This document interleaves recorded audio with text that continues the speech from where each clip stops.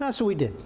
Now we're moving into the area of giving you some basic tools that define a particular pledge campaign process that I have used, and that if we follow on through with the materials I'm going to give you, you should be able to walk out of here today with an outline of a pledge campaign you can use this fall. Okay? So like I said earlier, this is not the only process, but I felt that it would be most useful for everybody if we just did one, picked one, and showed you how it worked. So we started out by talking about the 10 things that you need, and the first one is leadership. We talked about that earlier today. Getting your goals. We talked about identifying what those goals are. I'm not going to go back over that again. We talked about the importance of then establishing the parameters of the campaign on the calendar, both in relationship to the church's calendar and to the calendars that drive the lives of the key leaders, who need to be devoted to the campaign from beginning to end. No vacations away in the middle of the campaign. The next thing you do after you've got those three in line is you decide on a theme. Okay? Your campaign has to have some kind of a theme. Now, there are a ton of scripture texts that reference money, giving, generosity. There's just tons of them. And I didn't bother to print up anything that lists them, but all you have to do is use Google or Bing or whatever it is that you use, put the search engine in there, go Bible and giving, and you're going to get all these scripture passages that reference giving. Pick one, anyone, something that resonates with you, your community, your friends, preferably something that has some graphic images or something you can build on. Now this is where my wife put her input in here. Borrow from the internet, often with graphic material, cite sources. The original said steal. Once again, if you Google, I'll use that term, if you Google stewardship themes and click on images, okay, you're going to come up with page after page after page of images, graphic material that could be used for a stewardship theme. You know, you don't have to make this stuff up. You can borrow it and then always cite your sources, right? Yeah, nod knowingly, okay? Okay, I would say, so, yeah, just, the reason that I'm not at all concerned about that is the people who don't want you using the material have made it impossible to copy.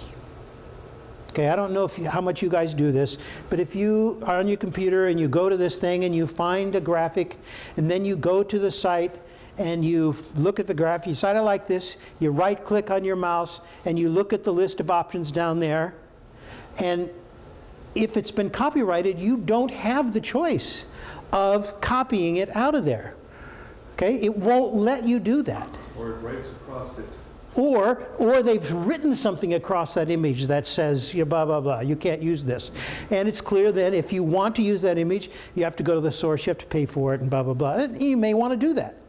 If it doesn't say that, hey, it's free for the taking. Okay? So you just right-click the image, take it, cut and paste it into something. Now the one little detail that you do need to be conscious of is that most of the images off the internet are not high resolution enough to allow for copying into printed materials. Okay? So usually you're getting an idea off the internet that you're going to have to then create in some kind of way. And unless you can find one that has enough DPI, dots per inch, that you can actually duplicate it in print and have it come out looking okay. That's the only caveat I want you to put in place here. Mostly this is just to generate ideas. So you come up with a theme, scripture text, some kind of graphic material. Not complicated, something you can do in very short order with your computer. All right? So now we got 4, I believe. Then you need a writer. Snoopy's good. And in the campaign that I'm going to propose to you, you're going to need 3 letters. The first one is at the very beginning of the campaign that announces the campaign and its theme. and tells you when the campaign is going to be, why the campaign is going to be, and how it is going to unfold. That's what your people need to know. When, why, and how. With the biggest emphasis on the why. Okay, now, here's my second goal in life. I gave you my earlier one that was about never calling anything a stewardship campaign, right? You're having a pledge campaign, not a stewardship campaign, a pledge campaign. Here's my second one. Nowhere in this campaign, nowhere, frankly, in the life of your church, do I ever want to hear that you stood up in person or in writing and said before the congregation, we need you to give us money because we're short on our budget. Don't do it. There may be one or two people in your congregation that would actually be motivated by that, but I'm being generous. Okay? For the most part, I know that if I'm sitting in the congregation and Hilliard stands up and says, you know, we really need you to step up this year because, you know, the budget at All Souls is in a deficit by $35,000 and we just need to make that up. And I'm thinking, why do I want to sign on with a sinking ship? You know, these people obviously can't manage their money. You know, they're going down the tubes and they're going, you know, why? I don't need to give money just so they squander it away somehow. I'm not going to do it. So the why, Hilliard stands up and says, we have the best music program in the Diocese of San Diego. We have an outstanding new organist who is enriching our music life in incredible ways and giving our children a new experience of music. And we are serving meals to 125 needy people, you know, every Wednesday evening. You know, we're blah, blah, blah. We have a Sunday school that has 35 children in it. You know, we visit these people in this senior home once a month. You know, we are making a difference in our community, and we need you to be a part of that and to help that happen. We don't want to see any of that go away. Now, I'm in favor of that. I can get on board about that. So, that's the why. Okay? The why, you're always wanting to keep the focus on the mission and ministry of the church. Who is being served, how they're being served, how the world is a better place because your church exists. And you're inviting people in the community to be a part of that effort. It happens because of your generosity. Positive. Get out there. Not the negative. I remember somebody once said in a fundraising class I was at, says nobody ever bought a Buick because General Motors needed the money. Yeah.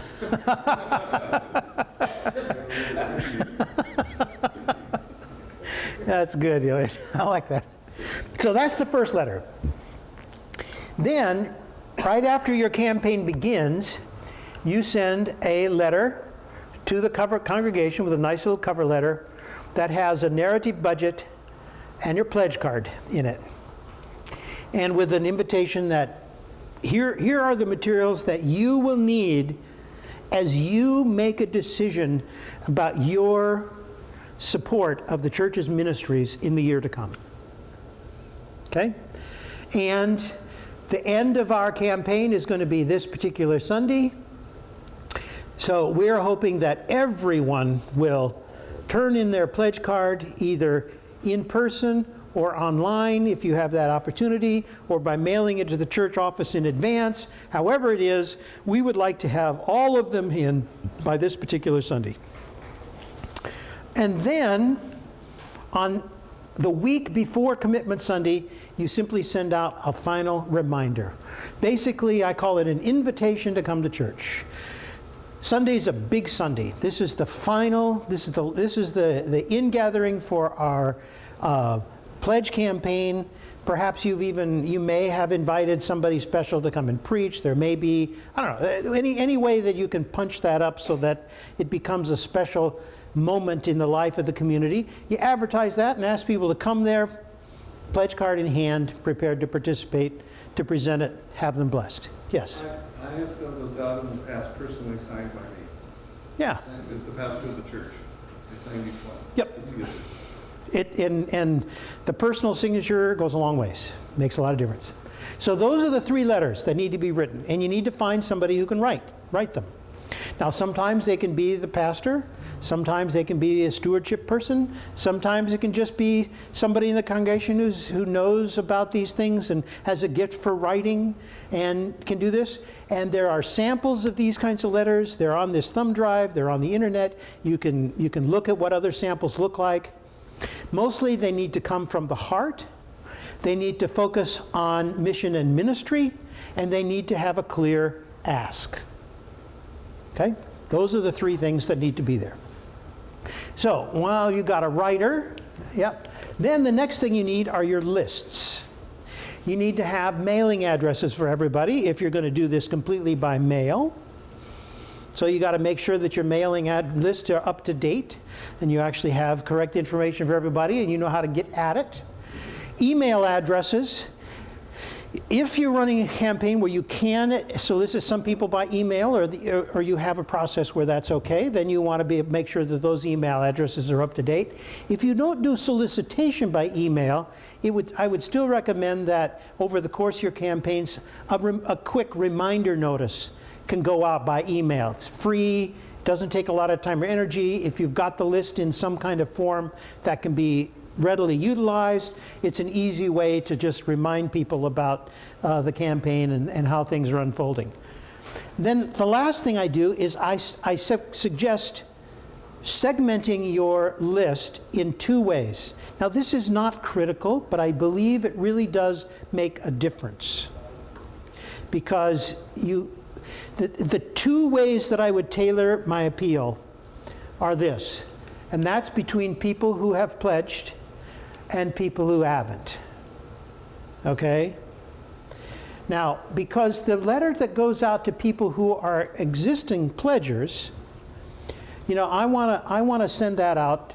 I want to be able to write to Joseph. Joseph, thank you very much for your generous support of the church in 2014.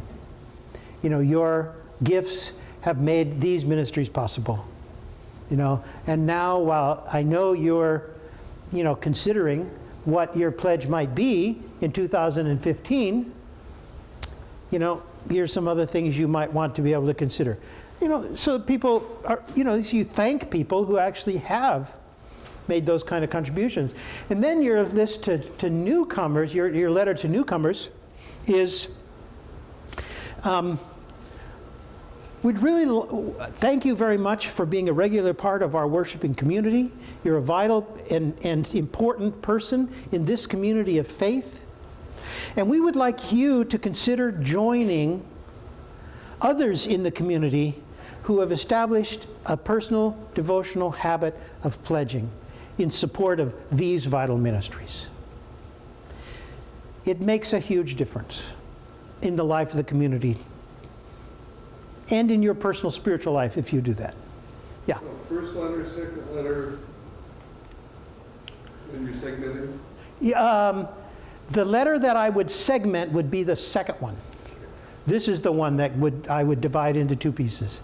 This one can be just the same for everybody. And this one can be just the same. It's just a reminder to everybody's participation. This one gets written into 2 parts. Thanks for help. I should have made that clearer. All right, so now you got the lists. Now you need a narrative budget. Anybody here know what a narrative budget is or use one? Okay. Yeah. Hilliard, you guys did a narrative budget, didn't you? We're still working on it. Okay. So I'm going to go into a little more detail about what a narrative budget here, because I think it's important. I think it's a proven tool for improving giving in the life of the community, and partly because it moves the conversation away from money to ministry. All right? So a narrative budget shows how money in the community is invested in various parts of the church's life. And it helps the people who are giving reframe what the church is all about. It's not that we give, this is not a line item budget. So nobody's going to be able to look at this and say, you know, the utility bill last year was $45,000. Okay? This is a budget that is going to be focused on mission. And it inspires people to give because they know that their giving is really making a difference through the mission, through the work of the community. It's proven that this is a more effective way of increasing financial commitment in the campaign. And it recognizes that people aren't generally inspired to fund administrative costs. You know, how many of you here want to, you know, pay the water bill? You know, how many of you here want to pay the electricity bill? No, you don't. But you know that having electricity and water are critical for the church to be a locus of ministry, right? So it informs members of the impact of the church on people's lives, inspiring them to claim their place in the life of the church. So how do you do a narrative budget? I love this little graphic because it's really what it's all about, okay? So here's how it works. Each church has several components to your ministry. And your church, let's take this for example. Church ministry might be grouped into 4 to 6 components. Let's just take 4. Worship and formation, outreach, evangelism and hospitality, administration. So you're going to divide your entire church budget up into those 4 categories. Now, frankly, I didn't even see this. I wouldn't include that one. Why did I put that in there? Anyway, all expenditures can be assigned to one of these, and you'll have to make some decision about how categories are right for your church. Now, let me show you an example. This is from Good Sam in La Jolla, Upper La Jolla. Now, they divided their ministries into 4 categories. Everything went into 4 categories. Holding hands, which is 40% of their budget. Our place of worship and those who lead our worship bring us together in the life of Christ. 17% of their budget is pastoral care, our Christian community. Through pastoral care and fellowship, we develop our community of faith and deepen our spiritual life together. And then they go to reaching out to our neighbors for 27% of their budget. We show our love for our neighborhoods in the world community, reflecting Christ's love through financial donations and various hands-on activities. And then seeking to know God, 16 of our budget. Love, be loved through Christian education across the lifespan from preschoolers to adolescents to adults. We continue our lifelong quest for the knowledge and love of God. Okay, so where is clergy salaries in here?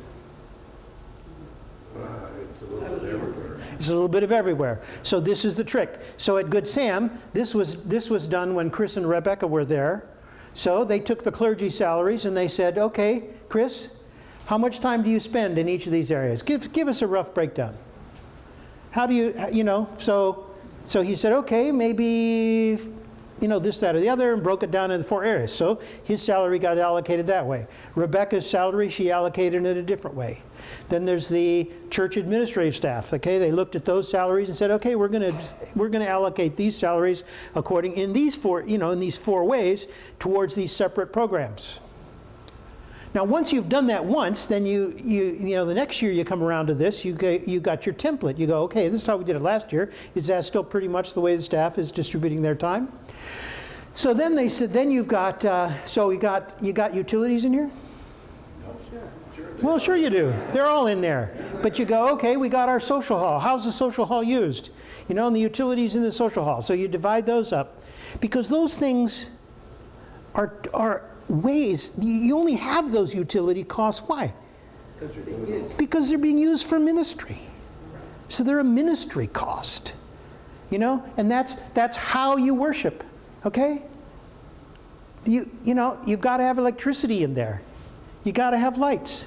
You got to have heat. Well, I guess you couldn't. You could pass out sweaters on Sundays and do away with the furnace. But you got to have all those things. But they're in service of ministry. Okay? And that's the point that you want to get out. So different churches decide on different categories. Now, here's one. This was from a year I was working with them. And then, whoops. This was St. Wilfrid of York Episcopal Church in Huntington Beach. This was last year? I'm not sure. 2 years ago. Anyway, this was a one we did. And they decided that they would just break their entire budget down into 3 categories. And it would, so 40% of their budget in Christian community, 32% in seeking to know God's unfailing love, 28% unconditionally sharing God's love. So basically you have worship, education, outreach. And they said that's who we are. We are a community of worship, education, and outreach. And they divided everything they do into those 3 categories. Salaries, utilities, you name it. Now this document is about 10 pages long. Okay? Now, they don't have to be that extensive, but on each and every page, they take one of these and blow it up into pictures and narrative, and what they take that 40% slice of the pie, and then they divide that further up into, so there's worship in here, and there's da-da-da-da-da, and the music, and some of these kinds of things in there. Is that something they send out? Where would you... They send us, this gets sent out every year in their stewardship 10 pages? process. Yeah, every year they draw this up. Now, like I said, after the first year you've done this, that's the hard time. Okay, but now, here's what I recommend, okay? Go ahead. In that interior breakdown, none of it has to do with figures. It's pictures and more narrative. And Pretty much. Sometimes, I don't know if they did. I think they did on the inside of this. There's some place where there are some large numbers, but not little numbers. We're not talking little numbers, but just the bigger rolled up numbers. So this was a long document, but it doesn't need to be that way. So one of the next things that you're going to want to do is a part of your campaign is that you want to solicit photographs from your people. Everybody's wandering around with a phone, with a camera on it these days. Everybody has pictures of things going on at the life of the church. If they don't, they should have. I'm a firm believer that every church should have an identified photographer who just wanders around at all church events taking pictures of everything and everybody. That's all they do. And it doesn't have to be a fancy camera. It can be on a decent smartphone or a nice portable point and shoot. But just chronicling everything. It's cheap, it's digital, you save it all on a hard drive, and you gather these together. And you simply ask people to send those photos to you, you gather them around, and you cut and paste them into a simple collage. Now this is the one we used at Holy Cross this last year. This was their picture collage of events and activities at the church over the course of the previous year. Okay? Now, this was just 8.5 by 11. Okay? On the flip side of this was their narrative budget. It was a pie chart in the middle with the segments identified and a little sentence or two on each one that said this is what ministries were included there. You following my graphic idea? Okay, so it's simple. It doesn't need to be 10, 12 pages. You'll see them I've given you samples on here that are 8, 9, 10, 11, 12 pages long. They're lovely, okay? And if you've got the time and energy and the expertise to produce one, go for it. But I don't think it's necessary. Pictures on one side, the narrative budget on the other. This is the life of the church and ministry, okay? So, you got pictures. Question. Sure. Did you find that big, long document to be a turn-off? No, the churches that have them, that use the long documents, people like them. The emphasis is, you'll notice, the good narrative budgets, no matter how long they are dominated by photographic images. My suggestion is that a good narrative budget should be 75% pictures, 25% words. Why? And why is it that people like them? Don't you look through those things, find your picture? Yeah. But for the new people. No, they like to see what's going on. Yeah, this is the life of the church. This is people, hey, found his way back. The importance of inclusion, you're not concerned about people looking and saying, well, I'm not there. No. I've never found that. People will say, oh, I was at that concert. Oh, I was there that Sunday. Oh, I missed Christmas though. That's so cute. You know? And I remember those people getting confirmed. This was the vestry. That's when we blessed them. You know? I mean, people will relate to it and, you know, I've never known people to feel left out. Or people will say, God, I was there when Emma got baptized. You know? Or I heard about Emma getting baptized. That was great. No, I don't think, I've never had that sense. People are drawn to images. They're put off by words. You know, if you have an 8-page document that's 80% words and 20% pictures, burn it. You know, about all it's good for. But so you need to have a preponderance of graphic images. And what is it? It's the old saw about the hometown newspaper. You put in as many names and pictures as you possibly can in the paper. People will buy it because they want to see their name and face in print. Okay, so you got pictures. Now, the next thing you're going to need on your toolbox is our storytellers. You're going to need 4 of them. One for each Sunday of the campaign, who will speak during or after or wherever you want to put it on your Sunday morning experience for 2 to 3 minutes on why this community of faith is important to me. Once again, this is not really about giving. Nobody should be standing up there and saying, John, this is why you should give to support Good Shepherd. I'm going to tell you something. No, this is why this church community is important to me. This is why I come to Good Shepherd. This is a difference that this church has made in my life. This is why I keep coming back every Sunday. This is why I'm involved. You just gave an implied schedule. I did. You needed 4 people. Yep. And 1 for each Sunday. Yep. I did give you an implied schedule. We talked, see, this is what you come by getting into Okay. So part 2. You're talking about these campaigns should be a month long. Well, actually, I'll give you a yes. Yeah. Actually, what I identified at the end of the previous session was that I recommend a 6-week time stretch, Okay. 4 active weeks of the campaign, 1 pre-campaign, 1 post-campaign. So, and you need to be, once again, my recommendation is that these people should be carefully vetted. Okay? You should have somebody, think carefully about who you're asking to stand up in the front of the congregation and be inspirational. Don't just be cavalier about that. The ideal situation is somebody that has a story to tell and you know it and you want to invite them to tell that story and tell them it's okay to tell that story. You also want to keep them, you want to be slavish about the 2 to 3 minutes, because anything that I had a situation once where somebody said, "Oh, you want 5 minutes?" I said, "Oh my God, no." You tell somebody 5 minutes, you're going to get 10. Yeah. You tell somebody 2 to 3 minutes, maybe you'll get 4 or 5. But 2 to 3 minutes. Keep hammering away 2 to 3 minutes. And this is personal. It's about you. This is about being vulnerable in front of the congregation. This is about telling your life story. Be honest, be frank, be open. Do not be the least bit accusatory about anybody. Just talk about you, your life, your faith journey. And if you can, take them aside in advance of this and have them tell you what they're going to say. Give them a little chance to rehearse. Okay, you got me? So you got 4 storytellers to recruit.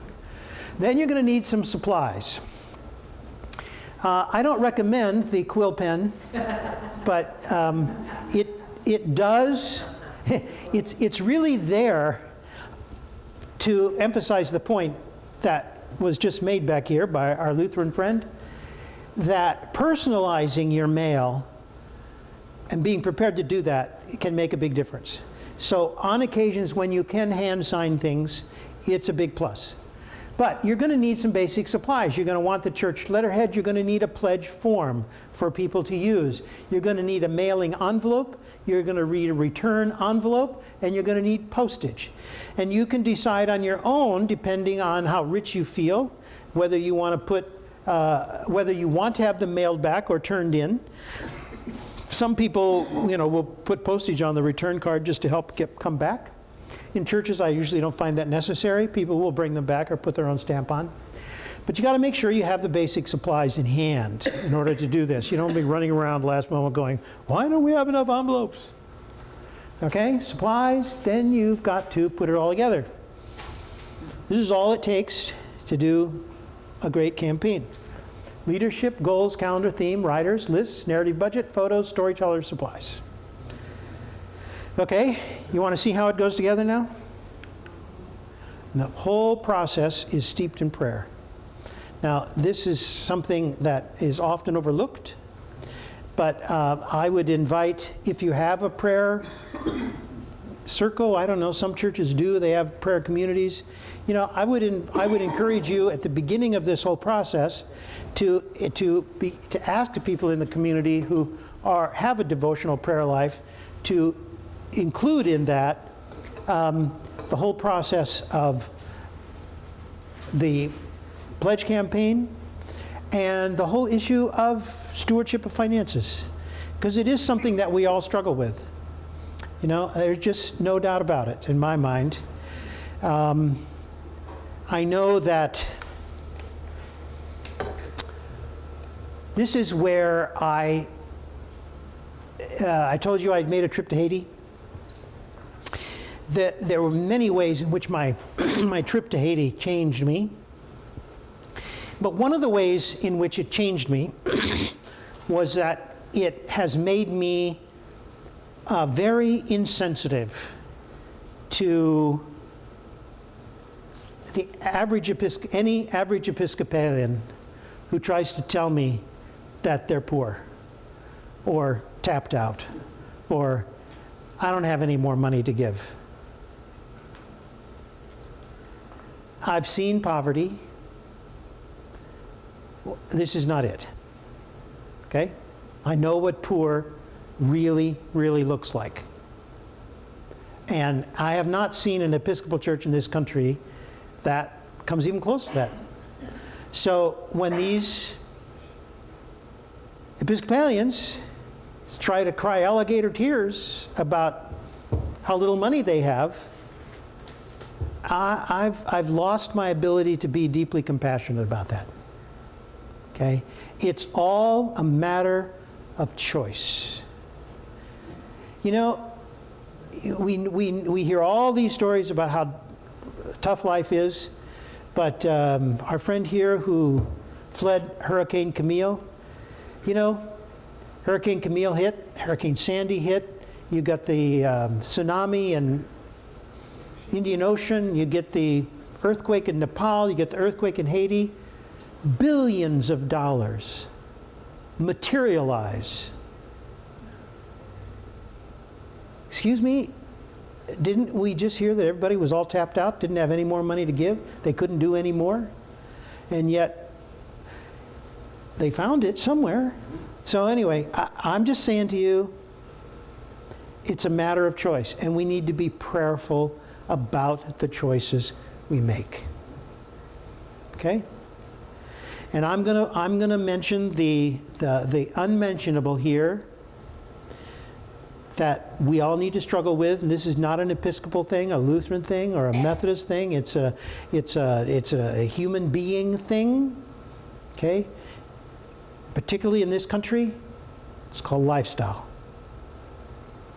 Okay? What's your lifestyle? Just one quick story about that. I served the last Methodist church I served in Santa Rosa, California, on which is a fairly well-to-do suburb in the far northern part of the San Francisco Bay Area.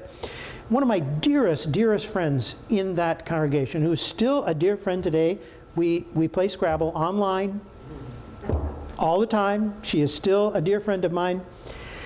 She played a major leadership role in that church, and while we were struggling with finances one year, she came and sat down in my office and she said, "Jerry, I know how important this is to you, and I understand, but you have to understand that people in this congregation are just tapped out. They're doing everything they can, and there's just not much leeway for these people to extend their giving further." And I sat and listened to her, and we had a great conversation about that. What was going on in my head was that this was a family that I knew really, really well. Okay? They had just bought a new home. The home they bought was next door to the home they lived in. They had been waiting for the people next door to move out because they liked that house better. So they upgraded to the house next door. Her husband liked cars, he bought a new BMW every 3 years. So he was always driving a nice new car. And they had decided that year that their 2 young boys, who are now grown and families and having kids, wonderful people. These are all wonderful people.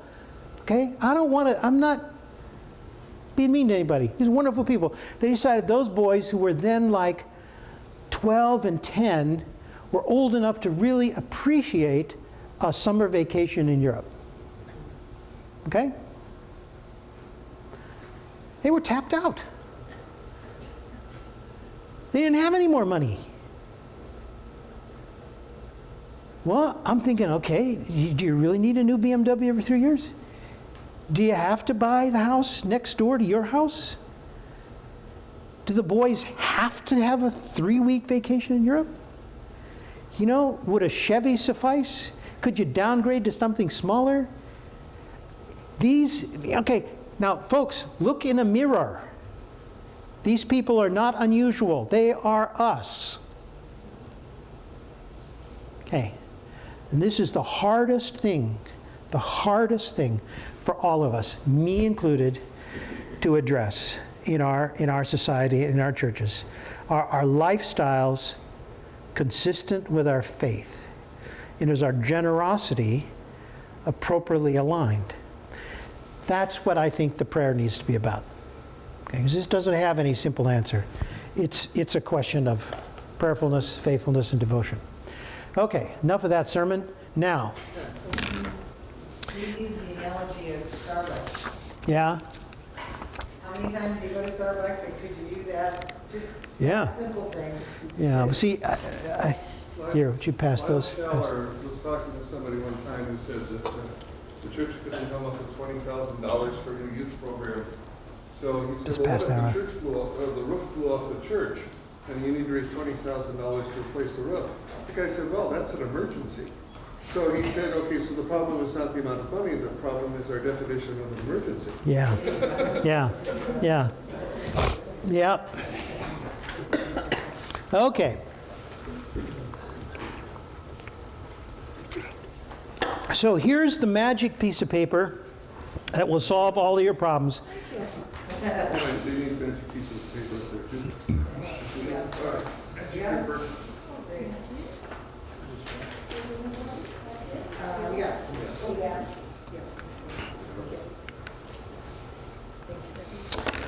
All right, so this is your mission, should you choose to accept it, is to work your way through this calendar carefully and methodically. Now here's how I do it. The first thing I do, and actually here's something else.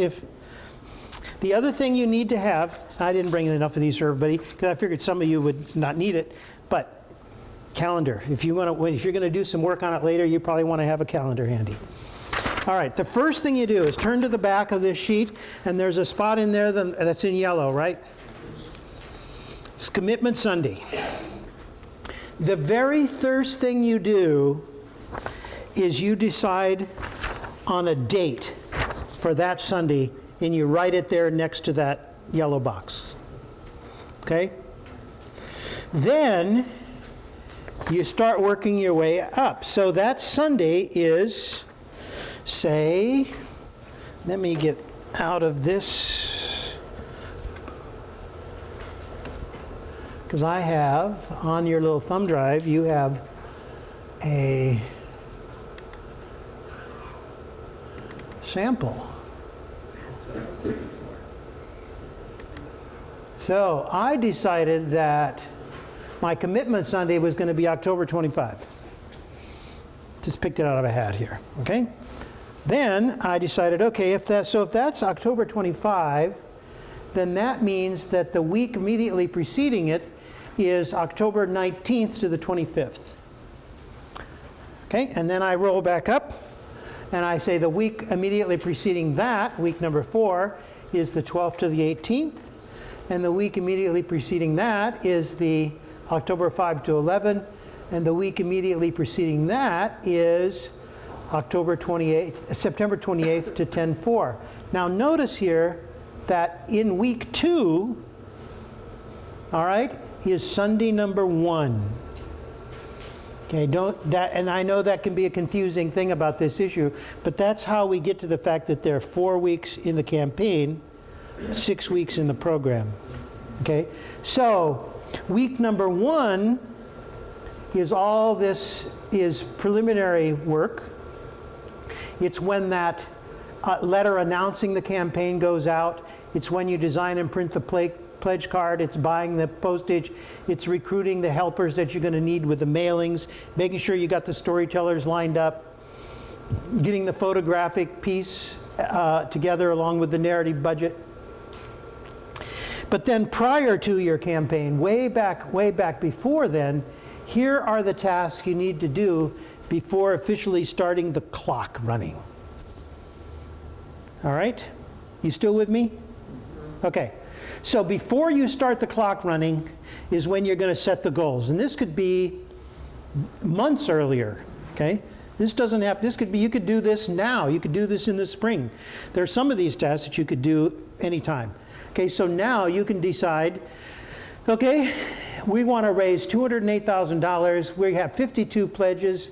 We want to get 52 pledges, and we believe since our average pledge is right around $4,000, we should be able to bring in about $208,000 with that. Now, these particular numbers are from Holy Cross, okay? They happen to be extraordinarily generous people for some reason. The average pledge in the Episcopal Church in the span of 07 to 12 was $2,473. That was the average pledge during that period. I just couldn't come up with a recent statistic. I thought that was probably pretty close. Okay? So it'd be interesting to know where your congregation falls in that. Are you above average, below average? You know, Holy Cross is way above average in this particular category. So, you know, but that'll give you, you know, some numbers to work from. Determine the theme. I decided to pick the theme Walking the Way because it's a theme I've used in the past. I set the start date and the end date of the campaign down at the bottom. So I should have checked those off when I got them done. Tink, tink, tink. That's what those are. And then I got to recruit the campaign leadership. These are these 2 to 3 people, the 3 stooges who are going to run this thing. Okay? Those are the people that you get on board first. All right? So you can check those off. And then you need to go and you check with whoever handles church secretarial issues and make sure that all your lists are up to date. You would ask people to send you photographs of life in the church. You take your first crack at a narrative budget, and you ask your rector or vicar to draft a campaign prayer to be used each week, and to select a time during that 4-week period of the campaign when he or she will preach on stewardship. Yes? pastor one of those 2 to 3 people? Usually not. I would not. I didn't hear what she asked. Is the pastor usually one of the 2 to 3 people who are in the campaign leadership? And unless there's some extraordinary reason why he or she should be, the answer to that is no. They have plenty to do. The role of the clergy in issues of financial, in issues of fundraising, this once again is my bias. Believe it or not, people disagree with me. Why they do that, I don't know. But their primary role is inspiration and motivation, establishing the rationale for Christian giving as a devotional and holy practice. Okay? And secondly, their role is solicitation only from those people in the community who will be miffed if they don't get a request from the top dog. Just to put it bluntly, okay? I mean, churches have these hierarchies, you know. Now, usually in an annual campaign, that might not come into play because everybody's being treated the same. But occasionally, it doesn't. You know, there are sometimes people in a congregation who feel like, you know, if they're not invited by the preacher, the pastor, you know, that, you know, they feel slighted. There's no reason to do that. So then you begin to check off. So now you've got your dates, right? We now got the dates set. And by virtue of the fact that you already checked those dates with the church calendar, so you know, okay, this works with what's going on in the church at this particular time. And when you recruited your leadership, you checked to make sure that the dates of this campaign were okay with them in their schedules. Nobody gets to take a vacation in the middle of the campaign. Everybody has to, you know, the leadership has to be all hands on deck for the duration. John is how many presidential museums are there? 13. There are 13, and he has visited 10 of those. And I don't care if somebody volunteers to fly him to one of the remaining 3, he cannot go during the campaign. Yeah, it's tough. I'm gonna hold his feet to the fire on that. No, the leadership has to sign on for the duration. Okay, so once you got the date set, once you've got the leadership recruited, then it's simply a matter of working your way down through the calendar. Write and copy the letter announcing the campaign, right? You recruited your letter writers. That's where you started, back on our list of 10 things. You make sure they've got that letter written. You're designing and printing a pledge card. You're getting adequate postage. Now you need to make sure you got some people to get that mailing out. Most churches have a group of people that do some mailings, but you get in touch with those and you see to it you can get this mailing out. You get that collage of photographs put together, and I'll just tell you, I use a free photo managing program called Picasa. Okay, have anybody here use Picasa? Ever heard of it? It's free. It's I don't know if it's a Google product or whatever. It's free. I like that word. Okay, it's free. And the other thing is that I like about it, which I thought was universal, but it turns out that it's not, and that Picasa has a feature where you simply load up umpteen number of photographs, you hit a button that says collage, and it shoots one out for you. P-I-C-A-S-A. And C-A-S-A. And there's a variety of ways that you can have that collage look. You can either, remember the one I had all the edges all lined up? You can either have them so they're lined up, or they're askew, or they overlap in some ways. So it makes that whole process. I mean, we have a graphics person in our church, and I had to tell her about this because she was trying to, you know, do all these kinds of stuff on another thing, and I just thought that every photo management program would have this kind of utility. Well, it turns out they don't. So, but you know, you could load in 50 photos into Picasa, you hit a button, and it pops out a collage. And then you can, not only that, if you can click on pictures that you want to remove. if you feel like it's too busy or too jumbled. So it's a great little resource for just creating these fast one-page collages that you can use for your narrative budget. Okay? So then you work your way down through this list. Now, one little thing here that I want to say something about. This is, I didn't used to have this in my basic, but I've come to feel like it's too important to leave out. It makes too much of a difference. I don't know what you call it. Congregation council. A congregation council in the Lutheran thing. Basically what this is that you ask your bishop or bishop's committee or congregation council to turn in their pledge on the kickoff Sunday. Done that. So you go to those people in advance and you say, okay, on the kickoff Sunday, on Sunday number 1, not on commitment Sunday, but on Sunday number 1, we want a pledge in from every leader of the church. Now, I'm willing to, I always say the vestry or bishop's committee, you can expand that if you want. If you feel like your vestry or bishop's committee, well, I'm going to pick on John because I know him, but if Good Shepherd was so foolish as to not have John on the vestry, I'd ask for his pledge card anyway, because he's clearly a leader in the congregation. Okay? You following me? So you would automatically ask everybody on the vestry or your bishop's committee or your congregational committee, but then you might think, okay, are there 2 or 3 other kind of leaders in the congregation who are established financial and leaders and otherwise, and I want to get them too. So I go to those people and I tell them, I want your pledge in on Sunday number 1. And we're going to make sure that everybody in the church knows that on the very first Sunday, all those are going to be collected and in the door.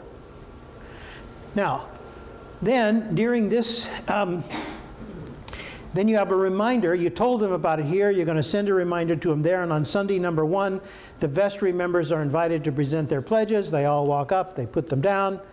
Blah, blah, blah. All the volunteers who are involved in this effort are going to be identified, blessed, and thanked. Your first person gives their little 2 to 3 minute testimony, and you move on. Now, in the next week, what happens here is that this second letter that I talked about, the one that's segmented, remember that one?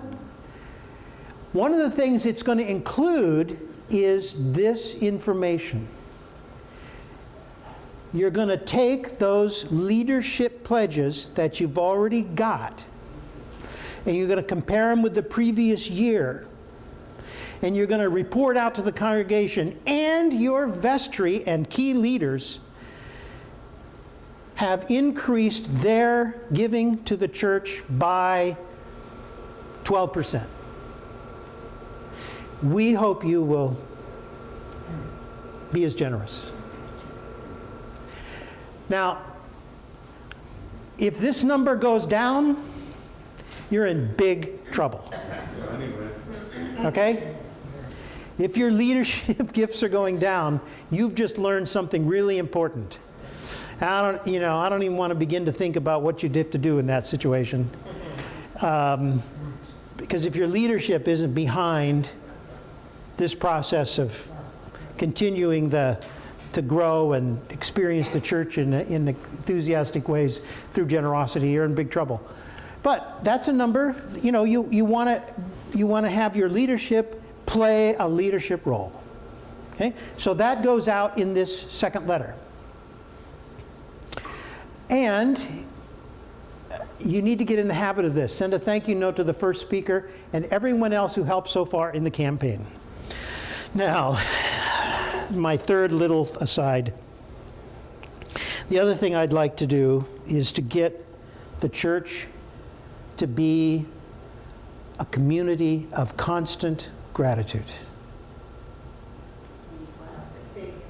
The church should be a community of constant gratitude. One of the disciplines that I used to have, once again, most of my ministry took place in kind of a very early email days. There weren't a lot of people. I was an early adopter. I can remember going to church meetings and around a table like this, and I would say, I have a question. Yeah, sure. Does anybody else here have an email address?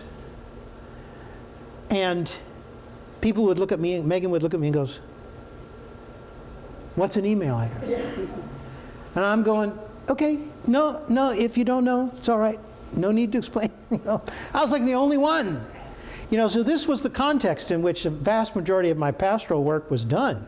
This would be very different now. But one of the disciplines that I had was that I kept on my desk these postcard books. So I had stacks of postcards and stamps and a pen. And every day when I came into my office, I sat down at my desk and I said, who did I encounter yesterday that did something that they should be thanked for? Okay? And I'd write a little note on a postcard. Postcards are pretty small. You write big, you don't have to take a lot, it doesn't take a lot. So I just write a little note of thank you. Put a stamp on it, send it off. And you know what astonished me? What astonished me was the number of people who said to me, I've been here in this church for 12 years and nobody has ever thanked me. That is horrible. It is just atrocious how ungrateful we are for people who are giving of themselves day after day after day. Why that happens, I don't know. But it undermines our life as a community. It really does. So we need to be better at practicing gratitude. Do you think an email is sufficient? Or Yes, I would. These days I would be using email all the time. I would. Two things. One, I think it would depend on the age of the person. Yeah. Because even if they have an email account, there's still some that, I've had letters that I sent to people that have carried around in their bag or their Bible or whatever. Yeah. for years. Yeah, it needs to be tailored to people, but I'd be using it a lot more. I wouldn't rely on my postcards as much as I used to. Yeah, Steve? Like you, I'm an early adopter, technologically, whatever. I still probably would send a postcard. Yeah. I think there's the tangibility, of getting something in the mail. That it's actually made that more important. Yeah, it's not a bill. Well, you probably can convince me, yeah. But I mean, just any expression of gratitude is a plus. I agree with him, and I think increasingly today, given the junk that we find in our mail, something positive really stands out. Well, the key issue is actually going to the trouble somehow of expressing gratitude, however you do it. I always tell people, you should thank people until you get to the point where folks are coming to the congregational meeting at the Lutheran Church and saying, enough, okay? You don't need to do any more gratitude. We're getting the message. When you've reached that point, you've hit saturation. But I think it's going to take a while. And when you say you, right, who are we talking? Who's the you? Is it You is, my hope would be that it would be anybody and everybody who's in any kind of leadership or observant role. If Megan's at church and she sees somebody else doing something cool, why not say, I thought that was neat? Even if you're just an observer. And particularly if you've recruited somebody, if you've asked somebody to do something and then they do it, and then you should definitely be thanking them for doing it. We used to keep a basket of thank you cards in our fellowship hall and left them there, and people used to pick them up on Sunday mornings, and they could either fill them out there, and we have boxes for everybody for their letters. And that was a nice gesture, which we just stopped doing, and I'm thinking, why? Well, it was nice. There's almost always some small organizational piece in the expression of gratitude, and when that piece drops out, maybe somebody just quit putting the cards there. Yeah. Who knows? It's just, but. Yeah, you're right. She got old and moved away. There you go. See, and that's. They moved or they died. Yeah, yes, there you go. Same old problem, right? So, this is, you know, the other way I say it is that, for the most part, the only form of compensation that we give to people in the life of the church is gratitude. That's it. That's how we pay one another. You know, that's how we feel valued and appreciated. Go back to, remember that slide that, you know, feel valued, included, blah, blah, blah, all those kinds of things. How do we know that? Oftentimes it's because somebody said thank you. Somebody said, I liked that you did that. That was important to me. I appreciate who you are. You know, I mean, those things make a huge difference in people's lives. Okay, so anyway, we got off the thing here, but thank you. That's why I keep putting these things in here. Thank you, thank you, thank you.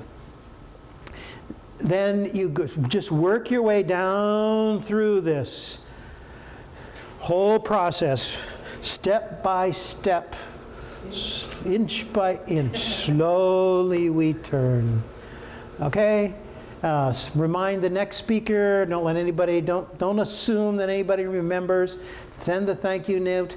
Put the information in the bulletin note at the end of the campaign or whatever special thing you're going to have to do that. Ask the rector to bless all the pledges during the service. Ask the rector to thank the campaign chair on Sunday along with everybody else involved in the campaign. Your final little inspirational talk. All the pledges are presented and blessed. The leadership is thanked. And the reminder that if you've not made a pledge, it's not too late. Okay? And as I like to always say, you know what they always say? No gift is too large. Right? It's okay. We'll take them all sizes. Then in the week afterwards, you're going to tally all the pledges. You're going to make a list of non-responders and determine appropriate follow-up. Hopefully, I mean, I'll just say this. If you can do better than 80% of pledges turned in on Commitment Sunday, you've done a great job. That's kind of the gold standard. Anything 80% or better. The average campaign that people run in churches does good, does really well if they hit 50%. Okay? Because they're kind of haphazard. Churches that I work with, we almost always hit somewhere between 75 and 80%. You know, if it's been really well run, we might get 81 or 2 or 3. There's always some follow-up to be done. It's just the way we are as human beings. And each one should be evaluated on its own merits, and you decide, what's the best way to follow up with this person?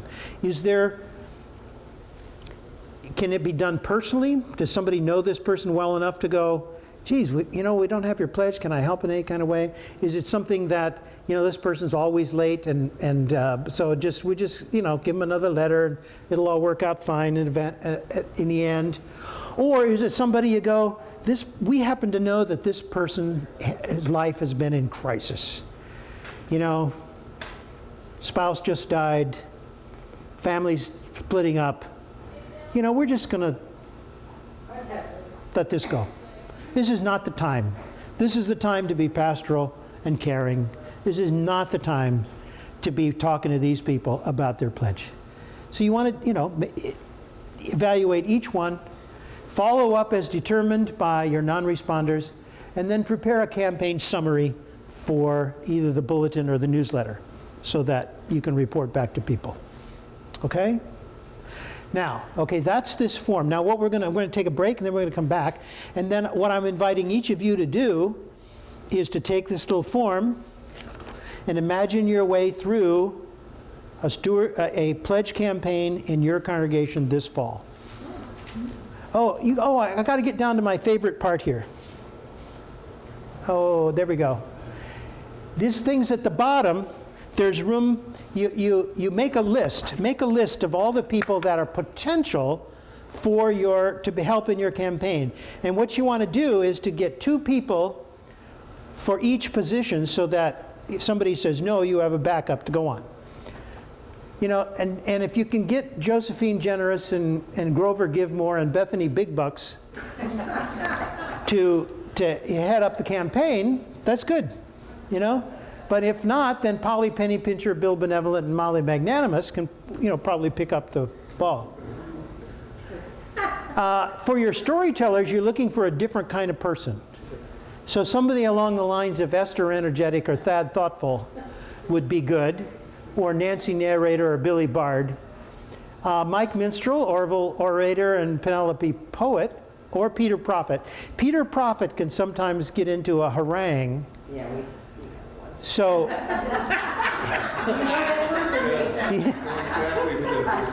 you need to be careful with Peter Prophet.